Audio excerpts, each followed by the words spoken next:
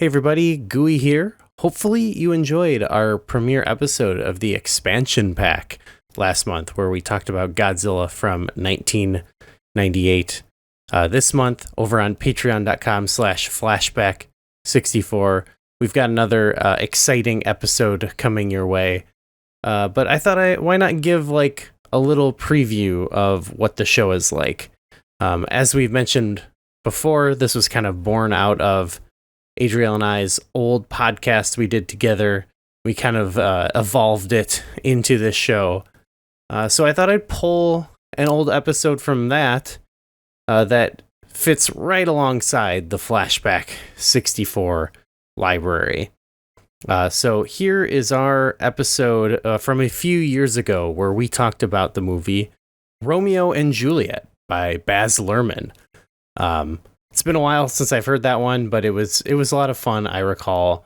And of course, what a picture, let's just say. So hopefully you enjoy it, and hopefully you'll go over to patreon.com/flashback64 and sign up for our Millennium Star tier or above to get more bonus episodes like this, the transfer pack, and of course 64-bit adventures. So thank you all for your support, and enjoy the episode.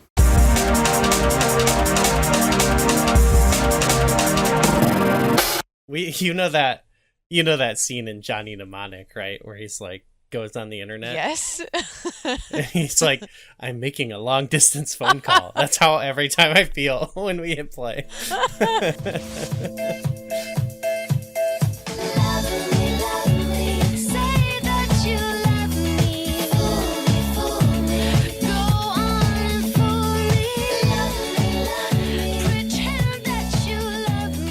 Hello, everyone, and welcome to another episode of Movies That Whip.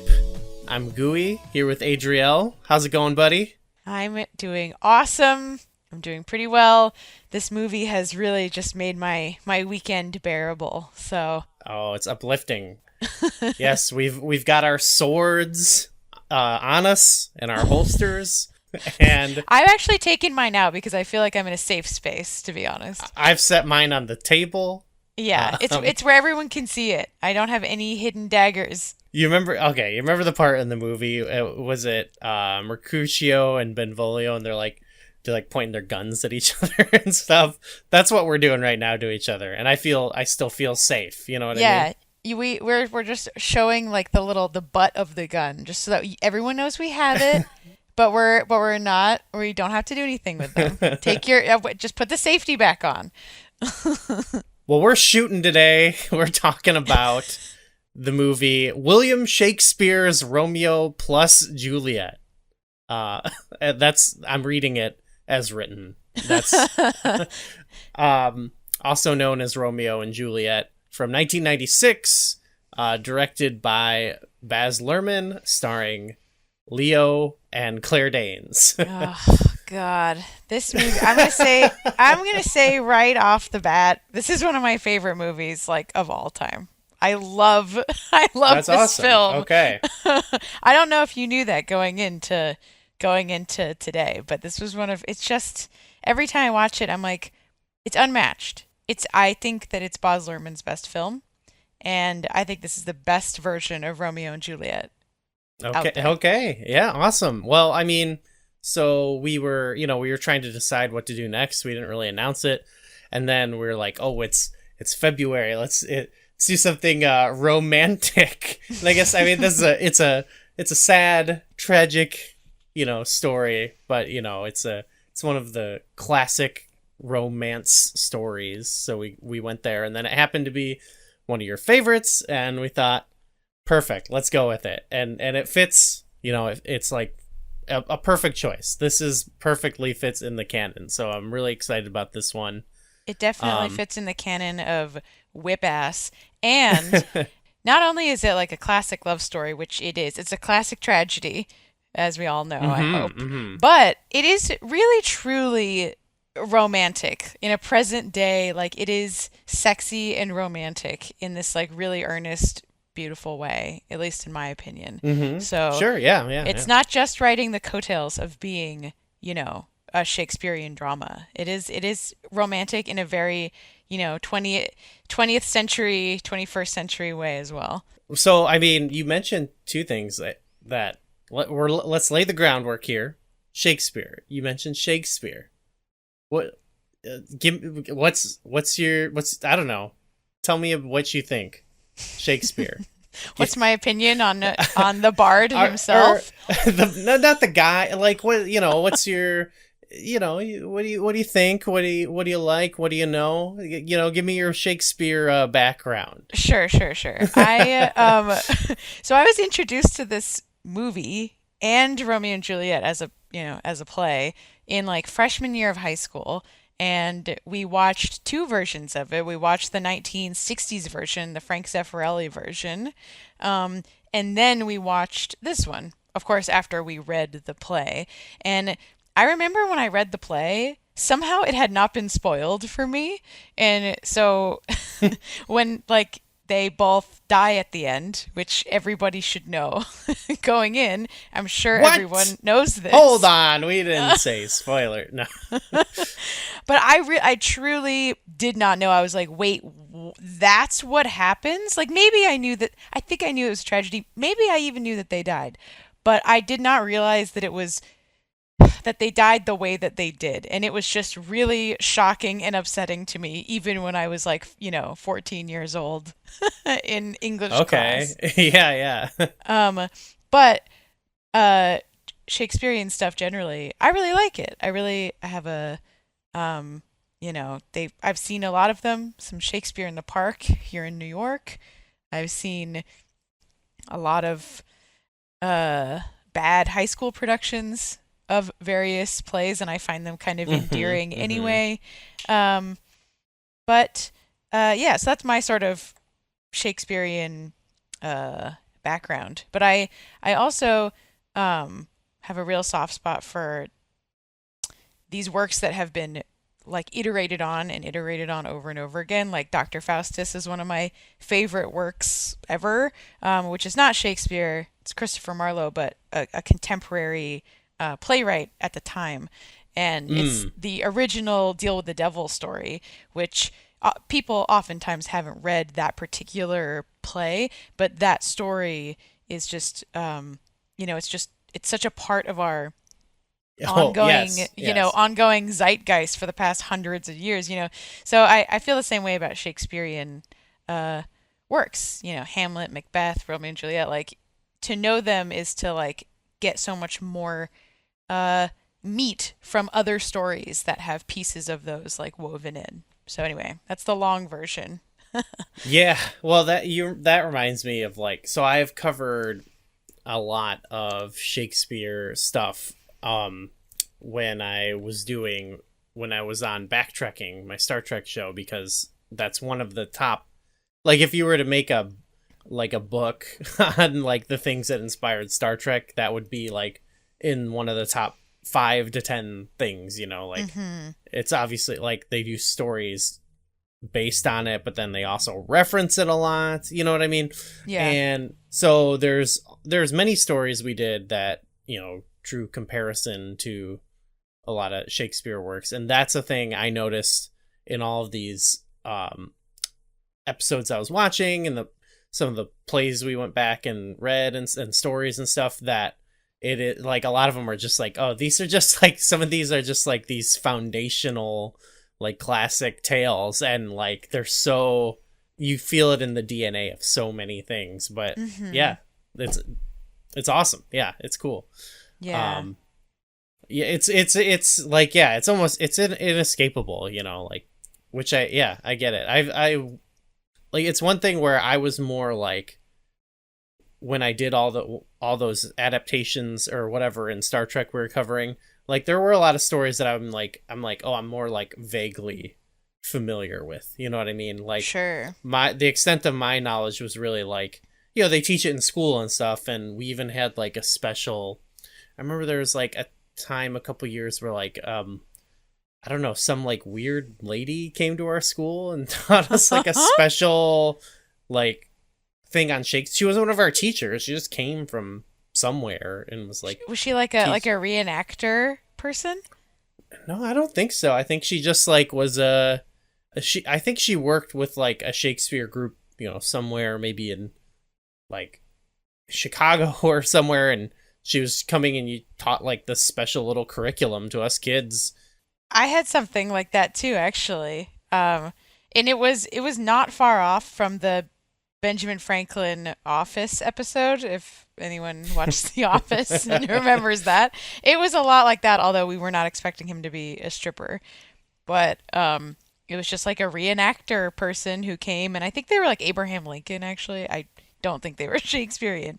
But I think that I feel like we also had somebody else who was like a Shakespearean actor who like came in to talk to us. It might have been what we did, but like I remember there was a thing too where I went to like a different school and it was like the same. It was 2 years later, I think. I was like a little older, I remember, and I went to this thing that was like this different at like a neighboring town school. I don't remember why.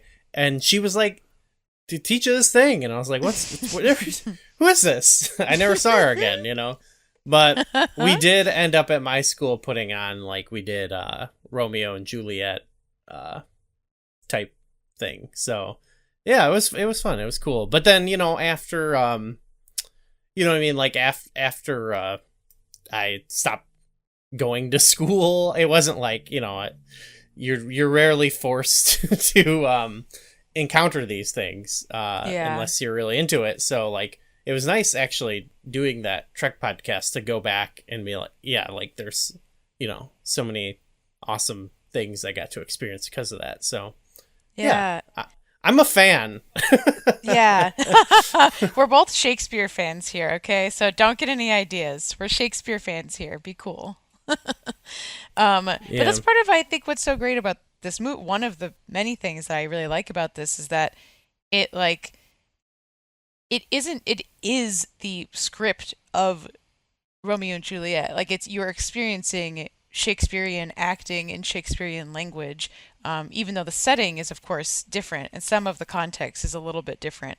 But I just like that it's not an adaptation. It's just fully it's a I don't know if it's a reimagine. I guess it's like a reimagining of the setting, but not of the script itself. And so, as you were saying, like people who would not normally be experiencing Shakespearean language and the words as they were written, get to experience that with this movie, and I just think that's really cool.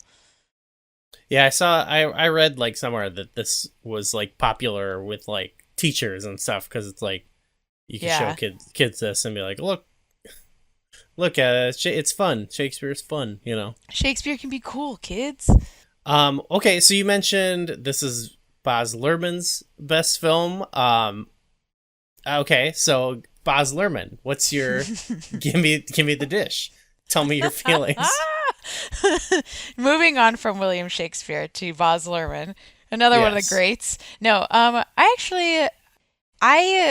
like Baz Luhrmann's movies. I think that, but I don't love all of them. I thought that like I didn't really like Australia. That was one that I've never seen that. So I don't know. I felt like that was sort of his take on like a straight film as opposed to his first big hit, or I don't know, maybe it was his first film generally, was Strictly Ballroom. Yes, that's his first feature-length film. Yeah, late 80s or early 90s. And then it was Romeo and Juliet. And then it was Moulin Rouge, which I loved at the time. It came out at the perfect time for me. I was like in high school or middle school, and I just thought it was like so creative and so romantic and so tragic. Yes. And similar to this one, in many ways, but a lot more creative license, because he wasn't just sticking to a literal script. But the movies since then, they haven't really, been big for me. But I kind of want to see, after watching this one, I was like, I should just watch Elvis. Like I should. Why why not? Yeah, I enjoyed Elvis. It wasn't like my favorite movie last year, but it was I mean, it had this.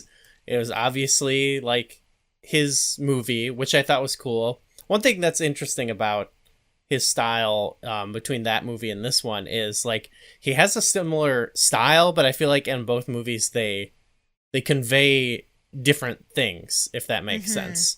Yeah. Like we'll talk about it in Romeo and Juliet, but like with Elvis, I was reading about how in the movie he makes all these connections to Elvis and Captain Marvel, like the original Captain Marvel or Shazam or whatever, because Elvis was like fond of this comic character, and so he at times, and like people were posting parts of the script where it's even more clear, but he's like visually mostly trying to oftentimes like connect like Elvis as sort of like this superhero type figure that he looked up to, and that really fits in with like his style in general. You know, it's like this big grand style or whatever. Yeah, larger than life. Everything is like super super colorful.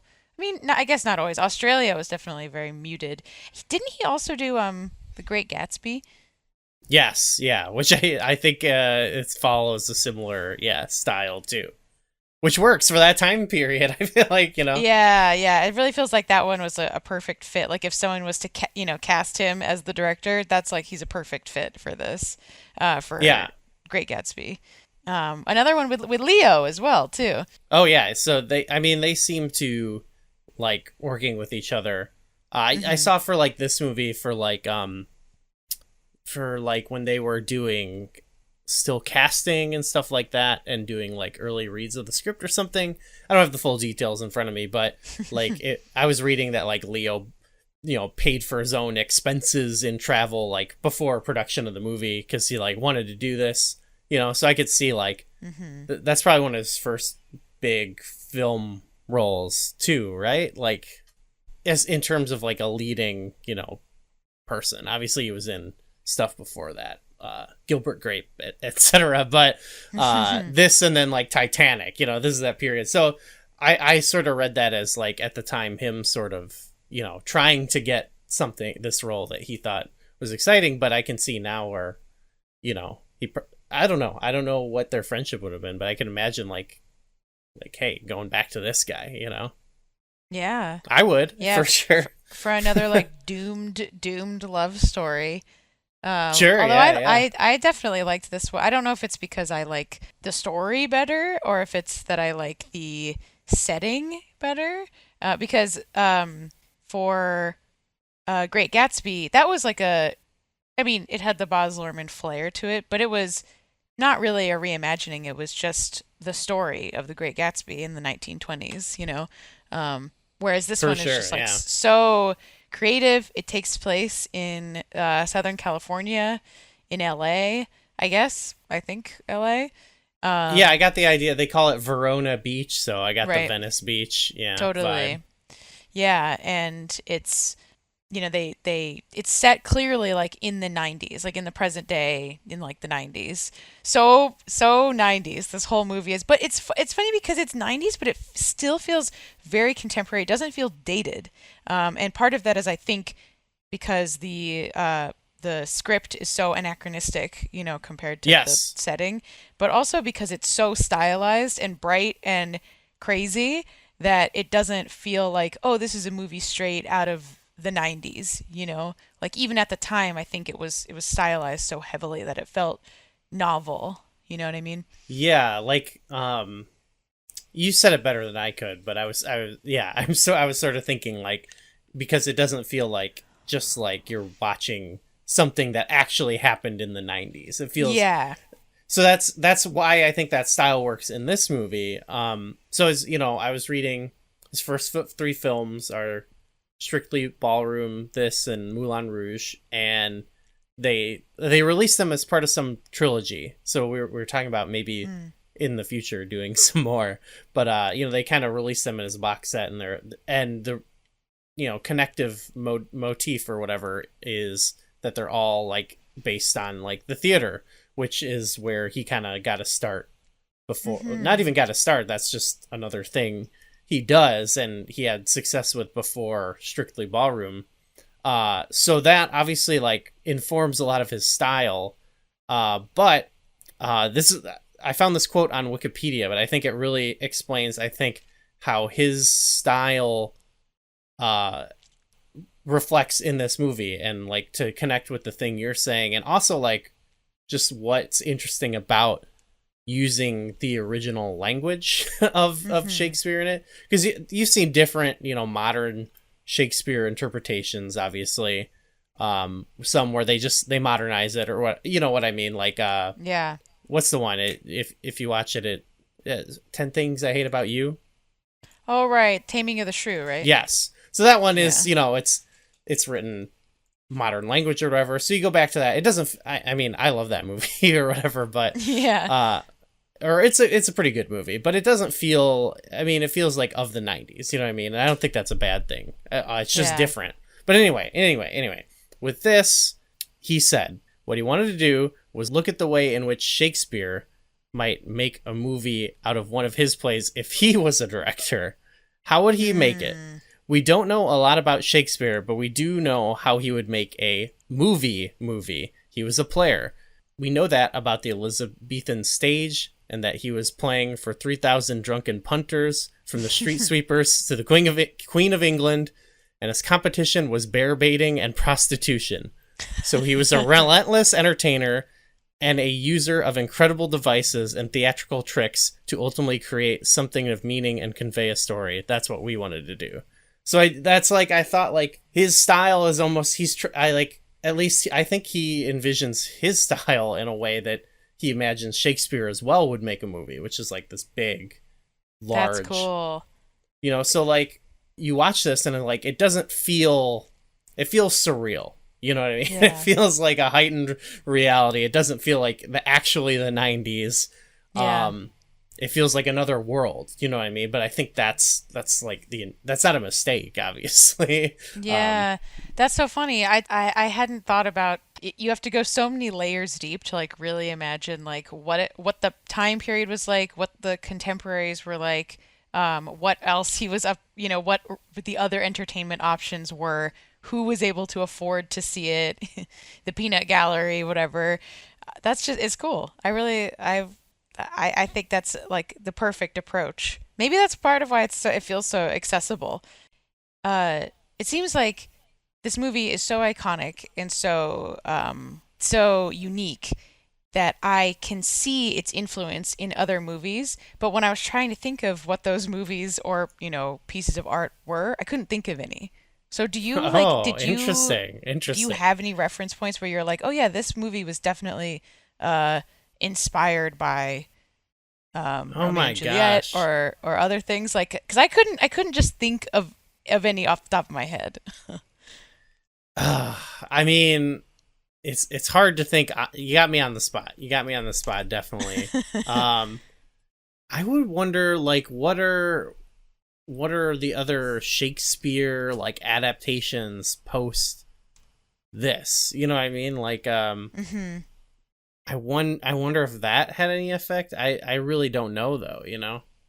I know it's weird because I was watching it and I was like, is it just that this is so like, is it just because I love it so much that this feels like totally iconic and that people must have like, I don't know, borrowed from it? But I don't know. I mean, it's such a distinctive style that maybe it's not. I kept thinking when I was watching it actually, I was like, another director that has like such a distinctive style that is, much more well known is Tarantino. And it reminds me with the Yeah. similar like they're both just so stylized and like amped up to, they just crank it up to like 11 in all of their movies. So I could see that yeah, I don't know. like Robert Rodriguez kind of could see that too.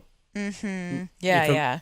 even more so cuz it's like I don't want to say cartoony. That's not the right word, but it's more yeah, there's something more like camp about it, I guess I would say. I can't think of a Yeah. better word for it, but It's definitely camp. I mean, and also the whole movie is very like I mean it's not like gay or whatever, but it's like there's something it's campy. It feels like the whole thing is kind of like very earnest like drag. I don't know. There's like something so um self-aware and like fun about it while also being like so just unapologetically tragic, Like, yeah, it's unapologetic. I think that's the best term. You know what I mean? Like, it feels like with a lot of adaptations I've seen, sometimes it's like we modernized it, but we kept the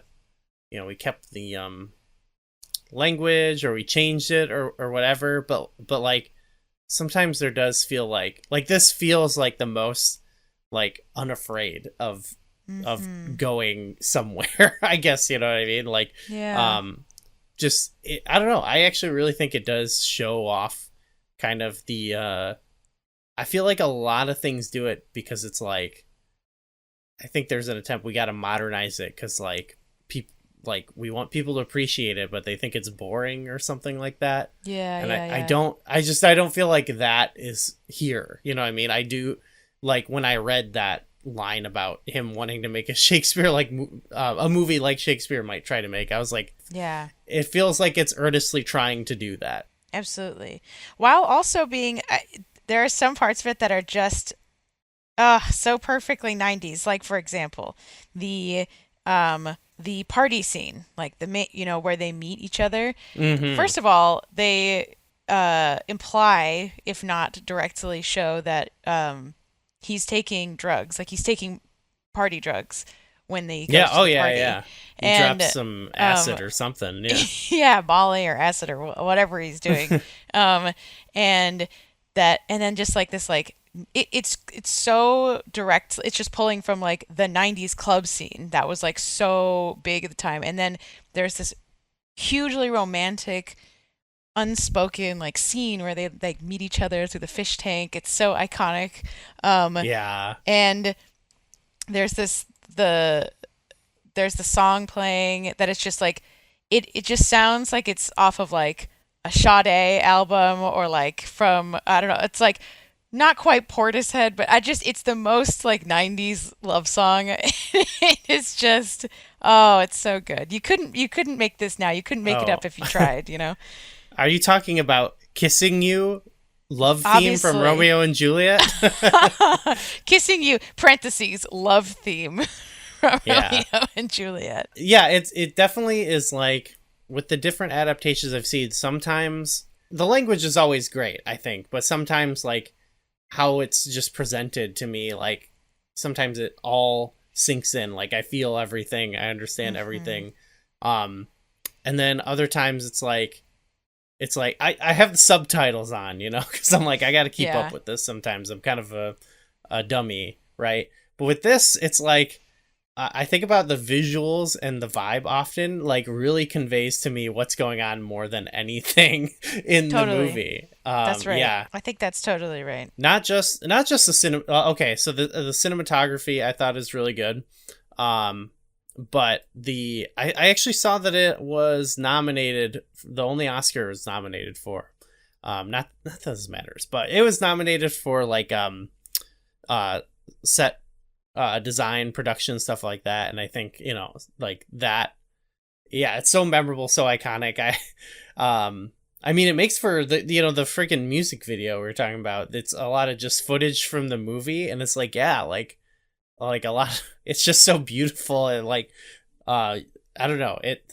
I'm praising a movie because you can make a cool like montage of shots, but that I think it's true. I think It that's is true. That's part of what makes it so like there are a couple like real set pieces like in the movie that they come back to. One is this abandoned band shell that's on the beach, hmm and that adds this like perfect, to me at least, because it has kind of like Grecian pillars, and it evokes kind of old world Europe when you look at it, but it's like in total disarray. And it's, like you also see like, sex workers and people sleeping on mattresses on the beach, and like all this like kind of like very late 20th century destruction, and like, darkness around it.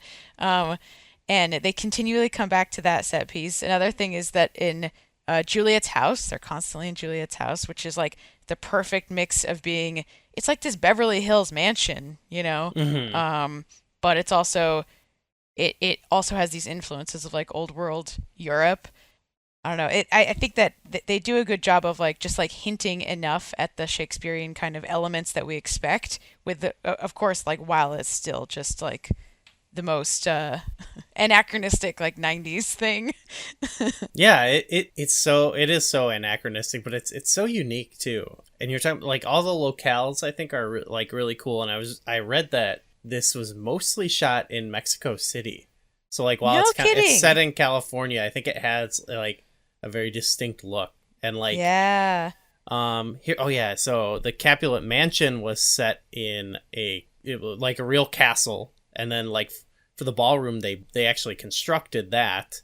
Mm. But yeah, like I don't know, just between that and the things they built, and then like the actual structures they use, like it really, yeah, it's really good.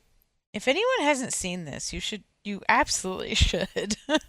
If anyone's listening and they have somehow missed this film, it's you got to see it to believe it, and you definitely should. Just wanted Oh yeah, to yeah. throw that out there. Another thing also is that you were talking about like not having to like follow the direct dialogue to still understand what's going on. It's a real testament to I guess the directing and the acting, but also the way that they stylize all of the players, quote unquote, like in the Shakespearean drama. So like there are the chorus who are just like in Elizabethan drama or Elizabethan stage plays generally are the people who are just like catching up the audience. They're like, here's what the setting is. Like that was very common for plays at that time. But what they've Hmm. done in this one is they've turned them into like news anchors that come sort of just like throughout the movie. There's like the movie starts with this like a black screen with a tiny little television, and it's someone kind of giving the opening lines of the play, and that person would normally just be like, "Hello, like welcome to the Globe Theater," and blah blah blah. But they do a good job of orienting us like in this like news as if we're watching a tragedy about to like unfold Yeah, it was like in fucking the news. awesome. They do the It's so like fucking opening cool. monologue from the play, I believe, and but it's like in news anchor voice. It's Oh, it's so so cool. awesome. Yeah. It's so cool. And they repeatedly like and it moves like so quickly. The whole movie's like so it's either like at just a breakneck pace or it's huge swaths of like silence, like when they meet each other, that's like, a 5 minute um scene where it's like they meet each other or they see each other and then she gets like swept away to go dance with someone else and is just like looking at Romeo the whole time and it's just like so slow and so silent, but then the rest of it is just like such a quick pace that you Oh kind of yeah.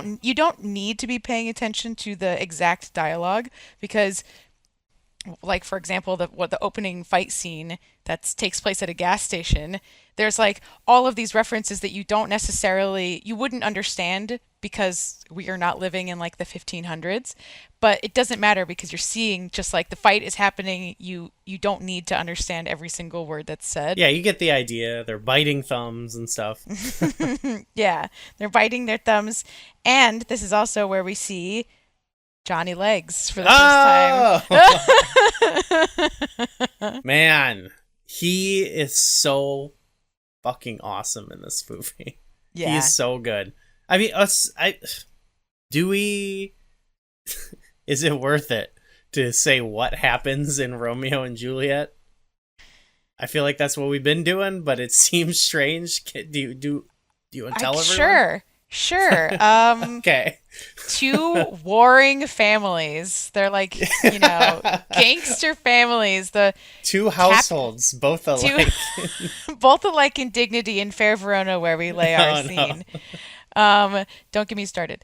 The Capulets and the Montagues, they're warring families, both very influential. Their Yes. two children meet, not children, but teenagers meet each other and they don't realize One of that them they was are a from. child. They're supposed to be really young, and they meet each other. They don't realize that they're from warring families. They quickly realize that, and they have to keep their love a secret. And um, the whole thing takes place over like a couple of days, and they have this whirlwind romance that kind of contributes to the ongoing violence between their families. And then basically they make up a plan to run away together, and it goes south very, very quickly, where she tries to send a letter to Romeo, and Romeo doesn't get the letter, and she has taken some magic potion that makes her look like she's dead, and so there's like a full funeral for her, and then he just thinks she's actually dead. So then he kills himself in front of her, and then she wakes up and she's like, "Oh my God, he's dead," and then she kills herself, and that's the end of the play. Yeah, it's pretty sad. It's awful. It is honestly horrible. It is not. It's bad. And in this version, that scene is incredible too. It's like the last scene of the movie, and she's like surrounded by 8,000 billion candles, and is in like a what do you call it? Like a morgue? No, not a morgue. What would you call it? It's I don't know. It's not a funeral home either. No, it's a oh, there's a word for it. It doesn't matter. He comes in there, and she's like waking up after he has like already taken the potion to like kill himself. And so she like watches him die like right in front of her, and they both like have this moment where they're like, "Oh my God, no, like you were alive the whole time," and it's really hard to watch. But it's beautiful too. Yes, it's very beautiful. That last shot of them, and it's shot like they're like hanging down from above. It's a very beautiful shot, very memorable. Yeah, okay, that was good. That was a good rundown. Was that a pretty good synopsis of the relatively unknown play? Yeah, you may have heard of the story. If you've played RuneScape, you know the story. So because you brought up John Leguizamo, I didn't fully want to move on from him, but I was thinking we might talk about their individual characters and stuff. Mm-hmm. But yes, he was awesome in this. So like, there's a couple characters like he has like kind of he plays Tybalt. He has like this fierce like scorn for that family, like compared to I think anyone else, in the movie. Yeah. There's times where he's talking to like Juliet's dad, R.I.P. Paul Sorvino, and he's like, like at the party, for example, there's those times where he's like, let's just chill out right now. He end up, but by the end he has a full down breakdown, but like he wants to keep the peace, and Tybalt is like, you get from that opening scene is so awesome that he like, any minor infraction on him, he's going to go ape shit on the Montagues, Yeah. He's Juliet's cousin. Yes, Juliet's cousin, and so he's like the most invested in it. Like you had in that beginning scene, you had there was like the Jamie Kennedy was one of the characters, but you had those other cousins of Romeo or whatever, and they're kind of like goofs, you know what I mean? Yeah, they're pretty stupid. Yeah. This is at least how I read it, is that they're like, hey, there's those guys, but like, yeah, whatever, like we're gonna just like tease them, you know what I mean? Where like Leguizamo is like, I will fucking kill you. Yes, like, and he does. That's true. Well, I feel like his foil in the story, other than like Romeo, it's not even a Montague or a Capulet, right? But it's Romeo's best pal, Mercutio. Yes, who's my favorite character in the whole movie. Okay, he's your favorite in this? He's my favorite one. He's played by, I never know how to pronounce this guy, Harold Perrineau. I know him from, he's in The Matrix, but he's in The Matrix. Wow. 2 and 3 at least. Yeah, he's Link of all people. Dang, I did not put that together. Yeah, he's awesome. He's awesome in this. I mean, he's your favorite. What about him? What makes him your favorite character? Well, I like Mercutio anyway as a character. He's another casualty of these families, and he kind of gets caught in the crossfire. He's not related, but he's Romeo's best friend. He has the best line in the film, which I think is "a plague on both your houses," his dying line. Yeah.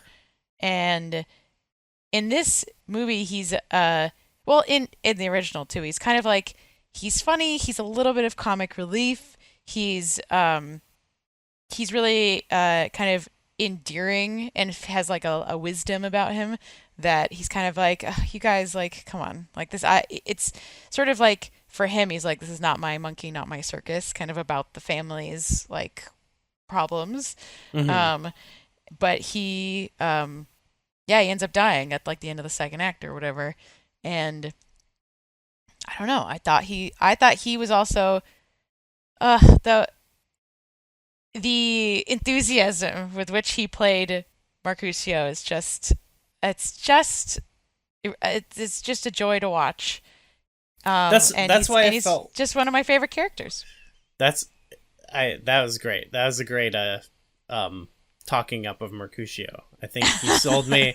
No, yeah, he does play it with the most. Him and John Leguizamo, I think, have the most intensity in the movie, which like perfectly, it just fits their characters. Like, just what they were going, like, you get I got everything just with like their presence, you know what I mean? Right. They could have been speaking like a completely different language and you would have understood. Yeah. Yes, yeah, exactly. Yeah. And I liked I liked overall like the scenes of Romeo and Benvolio and them hanging out, being boys. Like I liked their the dynamic between like the three of them specifically. Right. Benvolio is a cool one, but he's less funny and charismatic than Mercutio, and they do that on purpose because Mercutio is about to die. Like, I think that's part of at least that's my interpretation, is like, he's a really likable character, and so when he eventually kicks the bucket, like, it's really like, oh, okay, now we have to sit through the rest of this, and he's not even in here, and like, we're all mad about it.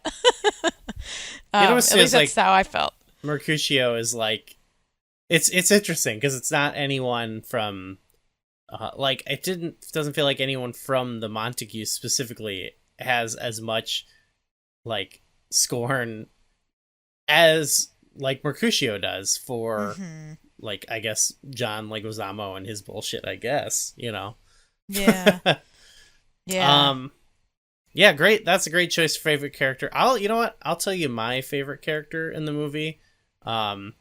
I think it's purely, I thought, based on the performance, was Father Lawrence. Oh, hell yeah. He was great too. He's a really good one.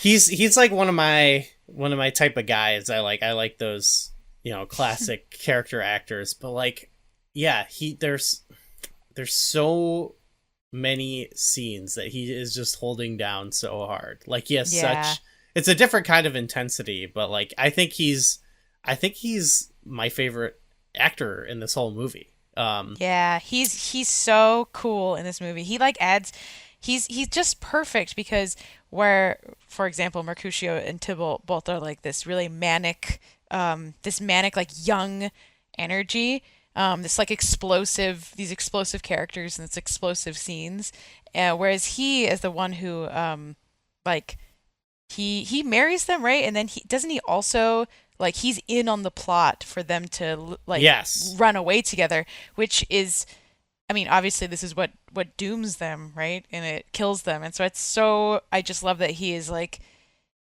he's got kind of bad vibes, but he's also so he doesn't mean to. Like, he's rooting for them, and he's like pulling stops for them, Yeah.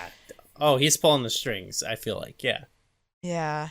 Or he's trying to, I guess. It's not his fault. It's not his fault they messed up. No, it's no one's fault. It's, that damn postal service or whatever. They really screwed things up.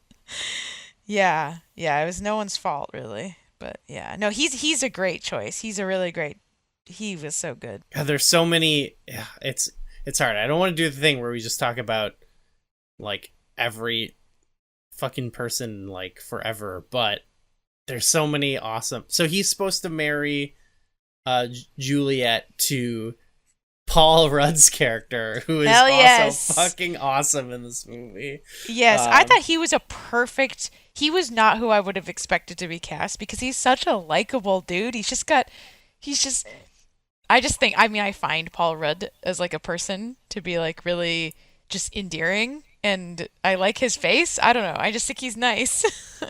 And he plays this kind of contemptible character that's just sort of, he doesn't do that much, but he's just sort of, I don't know, stupid. See, like, this is, okay, he reminded me of his, like, Parks and Rec character, where he's like part of this, like, I can't even remember fully, but he's like running against Leslie, I think, at some point, and he's like comes from this family. He's like propped up, but he's like an idiot, and he's like charming and likable. Like, he seems like a nice guy, but like he's a complete idiot, and he, you know, like you almost like feel bad for him a little bit.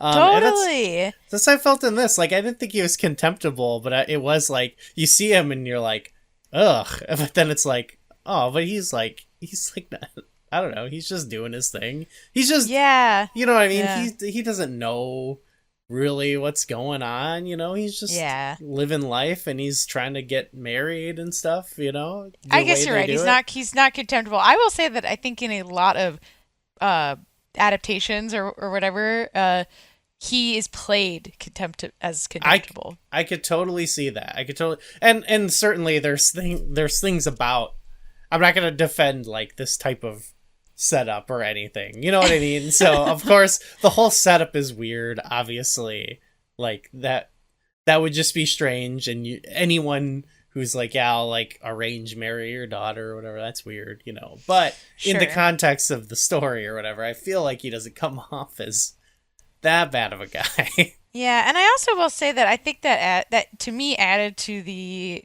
like intensity and desperation of Romeo and Juliet's love, because like it's not like she has a horrible situation. Like, she could arrange marriage Paul Rudd, and like he seems like nice enough, and there's like the stakes are not that high in terms of her other option. You know what I mean? And so the fact that like she still is like, I don't care, like I don't want mediocrity, I don't want to be forced to make a choice that I don't want to make, like I want to be with a person that I want to be with. And I thought the fact that he was kind of likable added to her conviction, you know. I thought that was a good choice. Yeah, makes you wonder, you know, I feel like the whole incident with Mercutio and Tybalt and Romeo, like that probably made it a lot worse, you know. Maybe it would have been all right, because you know what I mean, like, so okay, quick shout, they got, you know, great actors playing both the parents in this, you know, but bunch of legends all around, but anyway, like you did have this idea like that they like I said, they were sort of like wanted to keep the peace, and it's like all their kids are fucking it up, you know what I mean? And it's that, I don't know if that's a accurate reading, but that's how I interpreted it, and it really like that's what makes, I think, that scene even more intense, is that like, you know, it probably would have gone down bad some way, you know what I mean? But I think that the death of those characters, that conflict, like that's what puts it over the edge, you know what I mean? Yeah, I mean, obviously that's right. Intended, but no, I think that's right. And it's weird because it's not only like Romeo and Juliet are in the middle of a family of like their parents' drama. It's that they're like all of their contemporaries, their friends and their cousins and their brothers, like everybody is mixed up in this. So it's not just like, oh, like, you know, we got to wait for our parents to die and it'll be fine. You know, like every which way they are, like, they're fucked, you know, like all of their friends and contemporaries would be like not okay with them being together, I think. Yeah. But you also are like, well, obviously not moral of the story, but you are left, or at least I was left with this idea that like obviously nobody wanted them dead, right? And this was like the crescendo of this like family drama that like ended with two people who were innocent dead. Um, so I think, and then yeah, the it's implied I think at the end that's like okay, maybe there's like a peace between them after this happens. Yeah, possibly. Yeah, and it's like that's what I mean too, like maybe it would have gone down similarly regardless, because like if it feels like in the scene where uh Mr. Capulet kind of loses it, it Mhm. feels like it's been kind of this bottled up thing. You know Mhm. what I mean? Like he thought he could just, keep like ignore that aspect of it, and well, she's set up to marry him. That's how things are gonna go, and then it's clearly like, no, this has gotten out of hand. You know what I mean? Mhm. He got too comfortable. Yeah.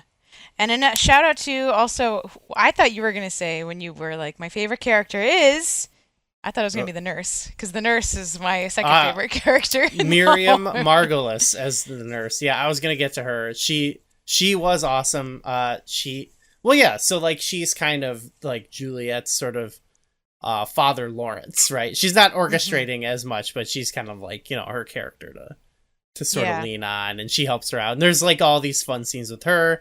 The performance is amazing. Like, yeah, she was fucking awesome. Yeah. Uh, Gosh, she rocks. Oh, it's so good. Captain Prince, he's kind of a minor, relative, like obviously important character, but kind of minor in this movie. He just sort of Yeah, shows up and is like, he's the chief of police. chill the fuck out. But he was great. Obviously, he's an awesome character actor from the time. So he's another one of those type of guys I love. But I think that of all that's like kind of a lot of the great supporting characters, but I guess we got to talk about Leo and Claire Danes. Yeah, um, it's funny. I feel like they're kind of in some ways like overshadowed by all the other amazing actors. Not overshadowed. I think they did phenomenally. Like they were the perfect cast in my opinion. yes, well, you Um, did say like the movie, because I just feel like all the other characters are so much like so larger than life. I feel like for the most mhm. part, some of them are not. They're yeah, but anyway, they're a lot of them are larger than life, and then they're sort of meant to be like it's like a romance. You know what I mean? It's a kind of the Yeah. most I think the most fully normal thing, because it's I think it's, I don't know. I guess that just seems more normal. I guess like Yeah, I hadn't really thought about it like that, but that is totally true. Like there's all this like manic energy everywhere and like but the scenes between them especially are really like I don't know, they're like normally paced and they're just like and they're mhm. just so like earnest. Like even compared to like the Zeffirelli version of this film, which is from the 1960s, which I watched at the same time in English class. Thought like it feels like hackneyed in like a way. Um, I feel like very rarely like do you see such like I don't know authentic romantic performances. Like I just Yeah, like yeah. I felt like they were in love with each other. I was like, there is no way that real life Claire Danes and Leo are not in love. There's no way. Like there's it's so convincing. Let's see. I had there's a, what is it, in a interview or something, Miriam Margolis, who plays the nurse, where is it, I'm reading from Wikipedia here. She said, like, DiCaprio admired his work, uh whoa, but luckily I was immune from his groin charms. Unlike What? this is Yeah, unlike poor Claire Danes, then only 17, it was obvious to all of us that she really was in love with her Romeo, but Leonardo wasn't in love with her. She Oh wasn't his shit. type at all. She didn't know how to cope with her evident infatuation. He wasn't sensitive to her feelings and was dismissive of her and could be quite nasty in his keenness to get away, while Claire was utterly sincere and so open. it was, Oh my okay. God. Yeah. That is some tea, girl. I did not know She that. spilled Wow. the tea in some interview. But Interesting. yeah, yeah. Oh, it's Classic Leo. and then yeah, okay, well, so they had great chemistry in this for sure. But I was reading, they also have here other people who auditioned for Juliet that they didn't go Mm. with. And actually it says Natalie Portman was cast. She was actually Ugh. cast, but wait, what was that? Sorry, I said ugh. Oh, what? Because No, I don't really like her that much. I don't whoa, think she would hold have been as on good. now. Hold on now. I think she would have been. Well, okay, so here's the thing. They thought she looked too young for the part. Um, from the footage, it looked as though DiCaprio was molesting her. Jesus. But, okay, they have a good point because she was 14 at the time and Leo was 21. So, Yeah. yeah, I could see them being No. like, yeah, no, okay, maybe let's. I mean, yeah. So Claire Danes, and then another was Sarah Michelle Gellar turned down the role. She turned down the role, but Really? She turned it down. Huh. Okay. here's sort of okay. I want to know if your eyes roll at this. DiCaprio proclaimed that Dane should be cast as he felt she was genuine in her line delivery and did not try to impress him by acting flirtatious. I mean, I don't know. Maybe. Come on, maybe. Okay. Okay. I don't know. I could It's hard see to- that he had a kind of magnetism over people. He had a hold on every teenage girl in the 90s. That's So, true. That's true. you know, I could see that, like, if somebody just sort of was like, I'm just trying to act here, that maybe he would think that was preferable. I don't know. Yeah. Well, there's multiple sources here too saying that you know, she was into him, but or just one actually, one source. But he said it was I don't know. That's one of those things where you wonder cuz this is like promoting, she said this in an interview promoting her, like she had a book or something. And, Sure. And then you wonder what, like every movie we talk about, like they kind of mythologize about it a little bit. And so I Yeah. wonder which of these statements is like true. You know, what's Leo really like, you know?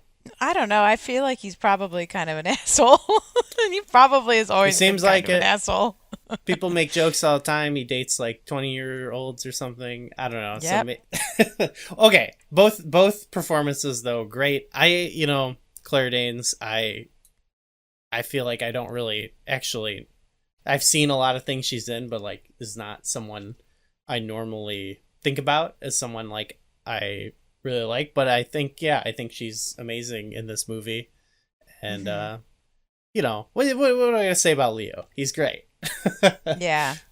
I I mean, don't have much to I'll say. tell you what though, like it took me a while to even every time I watch this, I forget when Leo starts talking because when Romeo starts talking, which is at this point like 15 minutes into the movie, we've had like this like amazing explosive scene. We've seen a bunch of other characters, not Juliet yet, but we see Romeo and then he starts delivering lines and I'm like, "Oh God, like he's not as good as the other ones." Like every time I watch I'm like, "Oh right. I have to adjust to Interesting. Leo's Okay, line okay. delivery." Like I just think that he's not as just not as good as the other people. And I think that I did not have that feeling with Claire Danes. I think that she was more authentic in her line delivery. I don't know. I thought that she did a better job than Leo did. But I don't know that. I mean, that's purely just my opinion. I don't know. Yeah. Well, I mean, I couldn't tell if it was like, am I like, is it I just like the other characters because they're more intense or whatever. Yeah.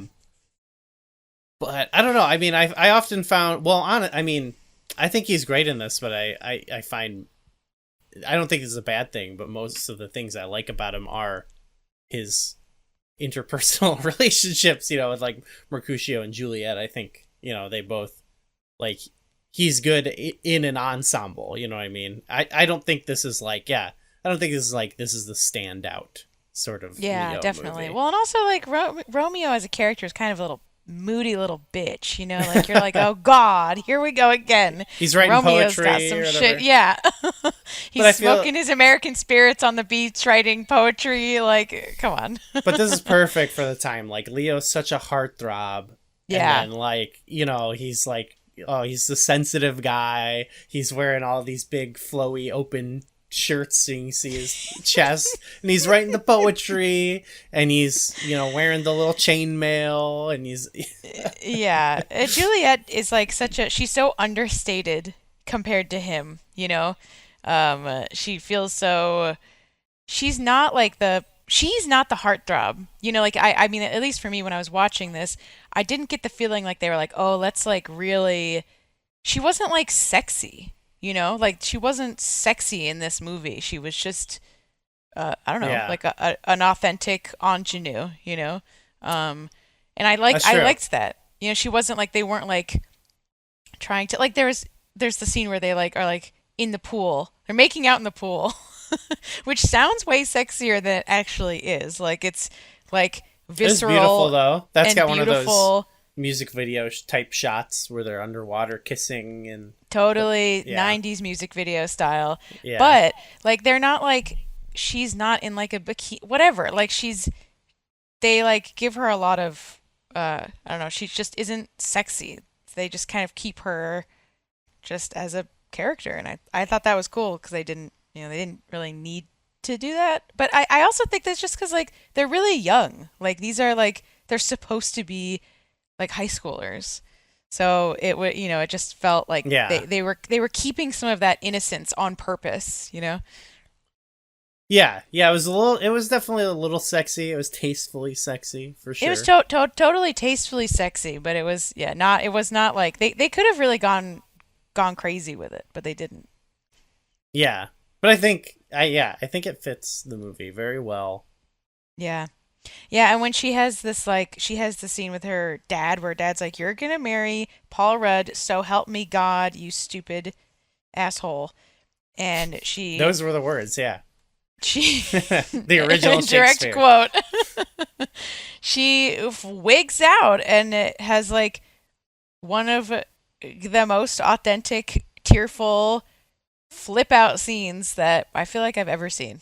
It's just Hmm. she is truly losing it. Like for like, whatever, 3 minutes when she's like having a tantrum basically, but she just that's another example of like she's so young and she's being played young, but like I guess she's not really being played young, but she is um she's she doesn't have to like play any games. She's just authentically, pissed off Hmm. and doesn't understand why she has no control of her own life and she's just I thought that her range was like so much better in my opinion than like Leo's. I felt like Leo wasn't as believable, when he would have his flip out Mm. scenes.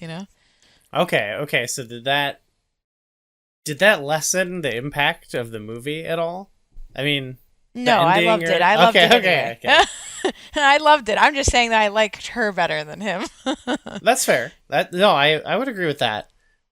For me, like I would say like that's why I talked about all the other characters first. I thought they were more fun, but like it's still like it's not like if we're putting Romeo in D tier, it doesn't mean the D tier is bad.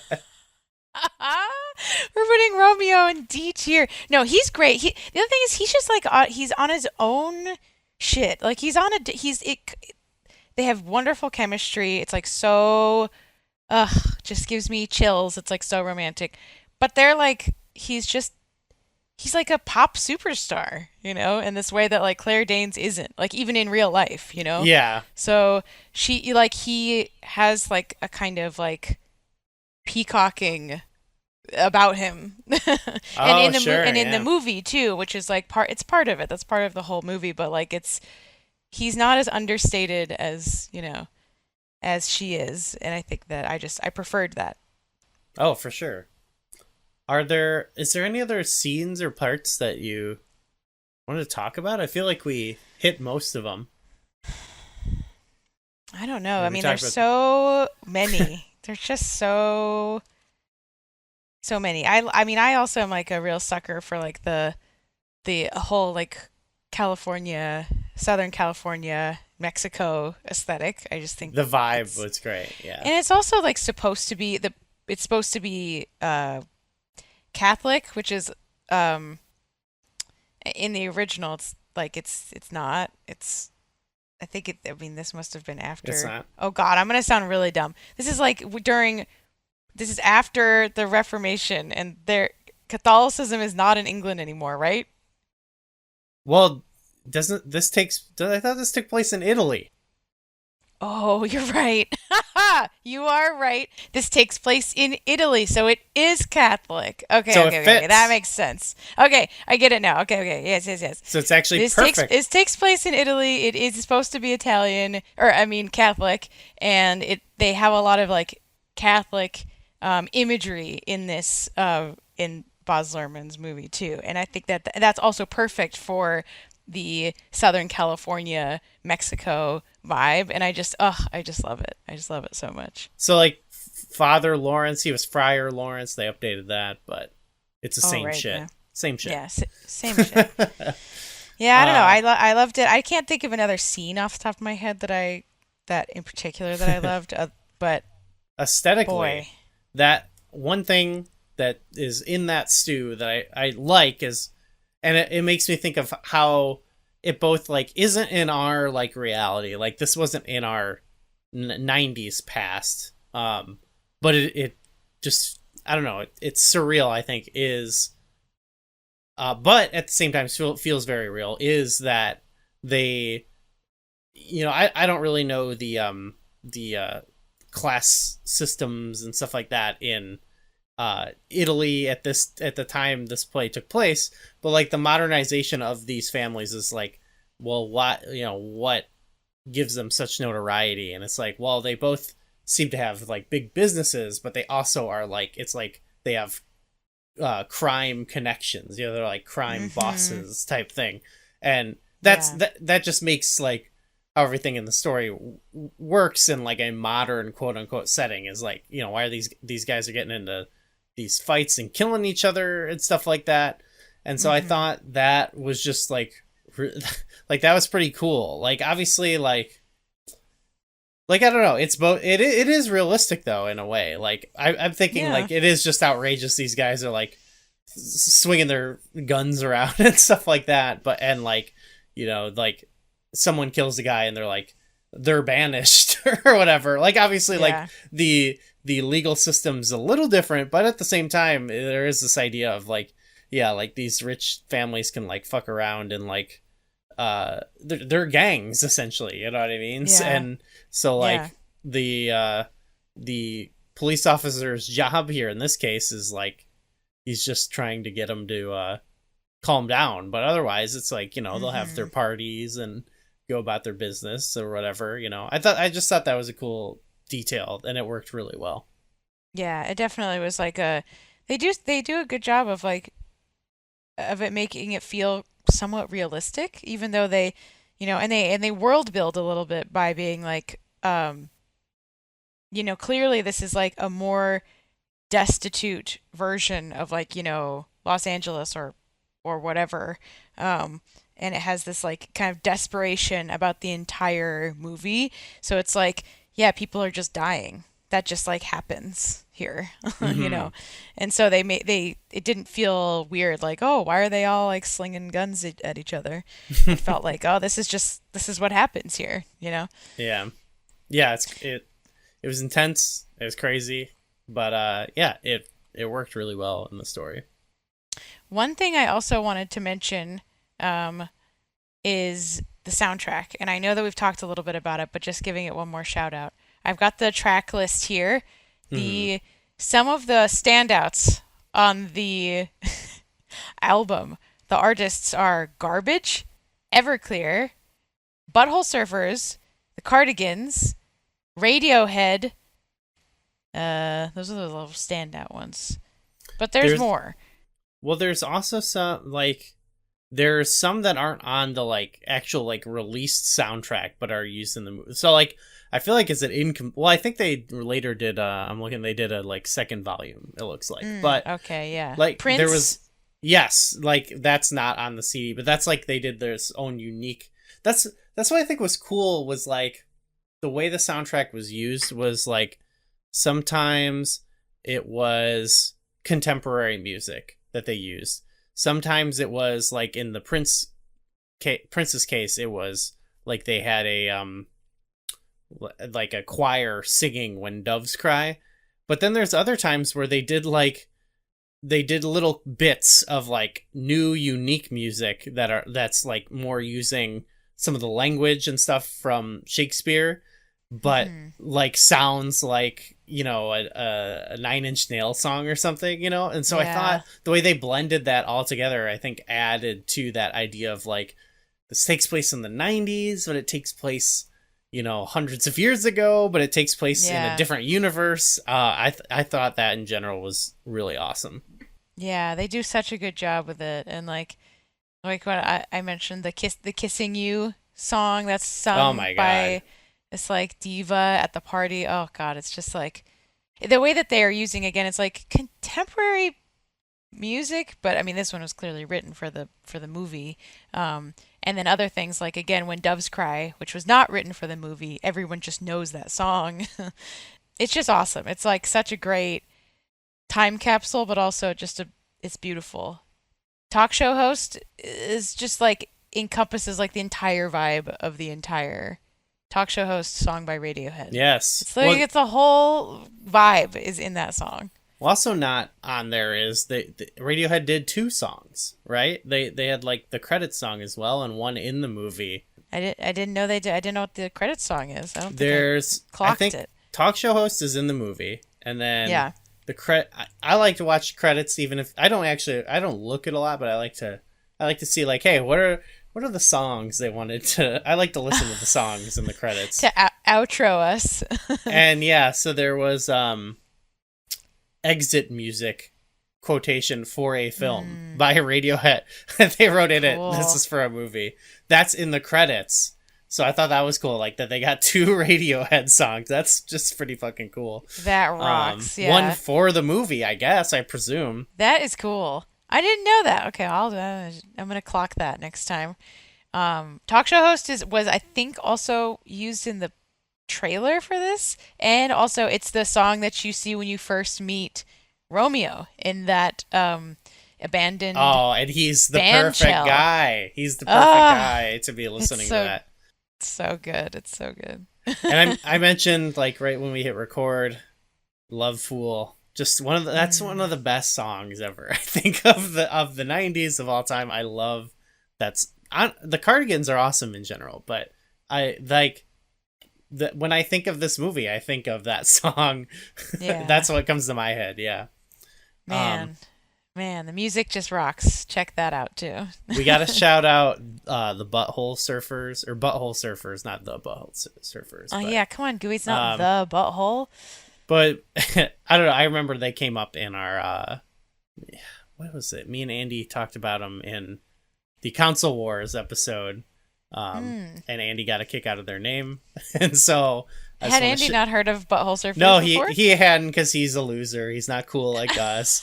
They don't have Butthole Surfers in Canada. No, they're from Texas, so it's too far away. It's too far away. Yeah. Just kidding, Andy. You're cool. You're the coolest. Okay. So the movie, it did well. We don't need to get into details. It did well. It reviewed fairly well. I think it's looked at as, like, I'm sure a lot of people now would go back and watch this and be like, what the fuck is this? But I think it's, you know, considered, like we mentioned, how people use it still to this day. Like, it's a good way to, like, get people. It is a good way to, like, kind of introduce that to people, and, like, not in a, I don't know, like, not in an... Actually, what makes me think of it is I'm looking at... I had some of the reviews that were, like, listed on Wikipedia. One was Roger Ebert's, and he said something like... like that he talked about different adaptations of Shakespeare, and he said, I've seen King Lear as a samurai drama and Macbeth as a mafia story, and two different Romeo and Juliet's about ethnic difficulties in Manhattan. And he's talking about like those type of like West Side Story and China Girl. Yeah. These movies that, like we said, they kind of all their DNA is this type of thing. And he said, but I've never seen anything remotely approaching the mess that the new punk version of Romeo and Juliet makes of Shakespeare's tragedy. And, you know, I get the movie's not for everyone, but I think what is missing here is it's not, I feel like it's not trying to transplant it to another time. You know what I mean? I feel like we've said it's trying to be like of its, like if you like just say Shakespeare was still alive and you're like, all right, you have the budget, make this movie. Like once I read that, I was like, that's how I felt. That's how I felt watching it. So yeah, that's cool. I feel like the mess is the point. Like but it's not. It's certainly not a mess. It's very calculated. So I don't agree with that. But I do. Yeah. But the idea of it being a mess, being everything you just said, you know, it's of many times, many places. It's very, you know, multitudinous, and I think that that's a strength, not a weakness. Oh, definitely. Yeah, I don't know. I don't know what else to say. I think it's. I think we got it. If you haven't seen it, you really just check it out and see. It's just unlike anything else. It's really like unlike anything I've ever seen. Yeah, it's. I don't know what to say. It's awesome. It's an awesome movie. It's beautiful. It's exciting. Yeah. It's crazy. And it's romantic as all hell, as all get out. And go check out Elvis. Oh yeah, I actually would. Yeah, I'm now kind of inspired to go see Elvis because I didn't. Well, not go see it, but rent it or whatever we do. Go to my local Blockbuster and rent it. You should go to the theater and demand they play Elvis. Last night I went and saw Skinamarink, which if you haven't seen that, I mean, watch it if you want. It's pretty spooky. It's very experimental. Very experimental is all I will say. We like to, you know, we support experimenting on this show. Definitely. And it's going to be scarier if you watch it at home. I saw it in the theaters and it was less scary that way, I will say. I was hoping to see it before we recorded, so then I could talk to you more about it. But I could just watch it and we can just talk about it in our little Discord, you know. Yeah, it's fun. It's a fun one. It's a really weird one. We saw Megan. That was good, you know. Oh yeah, I saw Megan. Yeah, that was a lot of fun. Different kind of a horror film. A little different, yeah. I can imagine. The Skinamarink is also not rated. Like it was just not rated because it was made for like $10,000. And I think that like added to it being scary. After we watched it, we were like, what would that movie be rated? PG-13? Like I don't even know. Like. And that would really take away from some of the mystique if it was rated PG-13 like Megan. I think if it's like weird enough, you should be able to rate it R. Like, yeah, it's definitely rated R. Rated R for weird. You're being too weird. Be normal. Yeah, calm down. Rated R. Well, all right. Well, we don't have anything we can get picked. Out of here. We have nothing picked for next month. Maybe we do. Did you like my last suggestion? I loved your last suggestion. Yeah. Okay.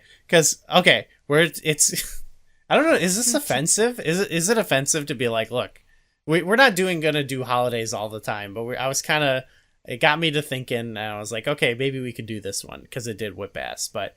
We're like, is just picking any Irish movie for St. Patrick's Day offensive? Like, I don't know. Well, I don't know. I feel like it's inspired by St. Patrick's Day. Not really like it's not a St. Patrick's Day movie. I don't know. Well, they don't, I don't know. Do they make, like, I'm sure there's St. Patrick's Day, like, comedies, but like, I don't know. I don't even know what St. Patrick's Day is. You know, like me neither. I feel like the Americanized version of it is just like it's Ireland Day. You know, it's just like go get drunk day is what it is. Well, nonetheless, we're not going to do this every year, though there are plenty of Irish movies that whip. Maybe we'll do more. But we're not going to do holiday, just like we're not going to do deaths all the time. We're not going to do holidays all the time. But it's a little bit of fun. We're going to talk about I forgot what year it came out, but the movie The Foreigner, just on theaters. I'm bragging about it. It came out, I think, in, 2020 or 2019, not that long ago. It was pre-pandemic, that's for sure. Okay. Okay.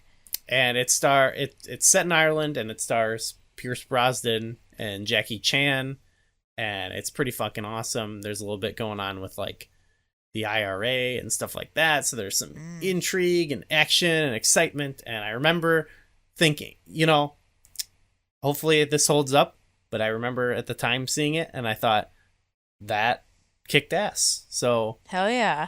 Hopefully it holds up. Well, let's see how it feels when you revisit it. When you a movie that you saw, you can remember a movie you saw when you're 10 and loved, even if you don't remember it all. And you remember a movie you saw last year and liked.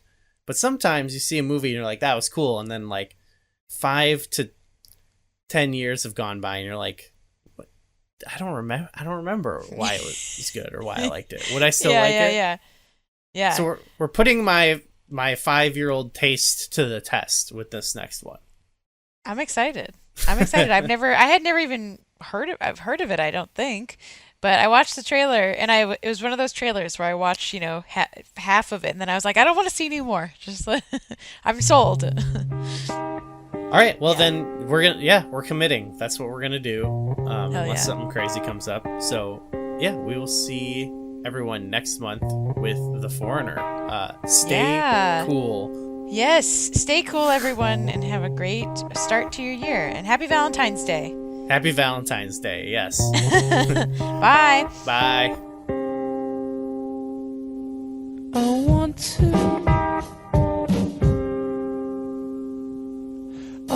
to be someone